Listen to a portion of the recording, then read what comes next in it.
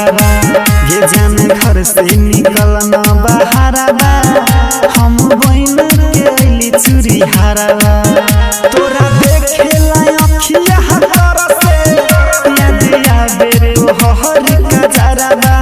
ये जाने घर से निकलना बहाराबा हम बहन के अइली चूरी हराबा ये जाने घर से निकलना बहाराबा हम बहन के अइली चूरी हराबा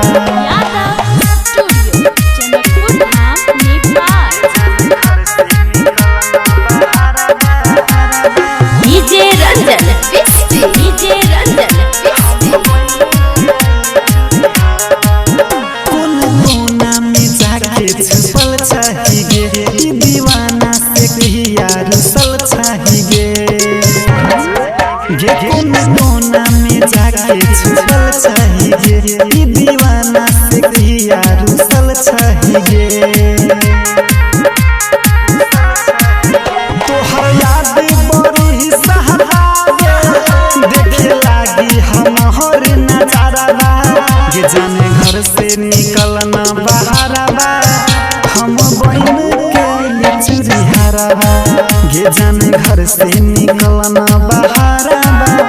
हम बहन के अइली चूरी हराबा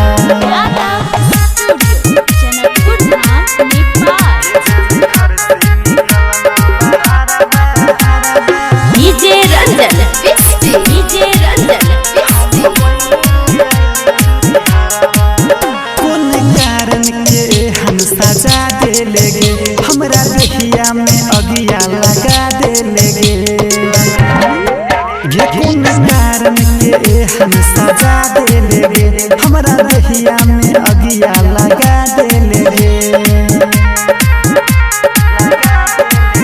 कह पील के छोड़ के रनिया बबलू के तू बनल लहराबा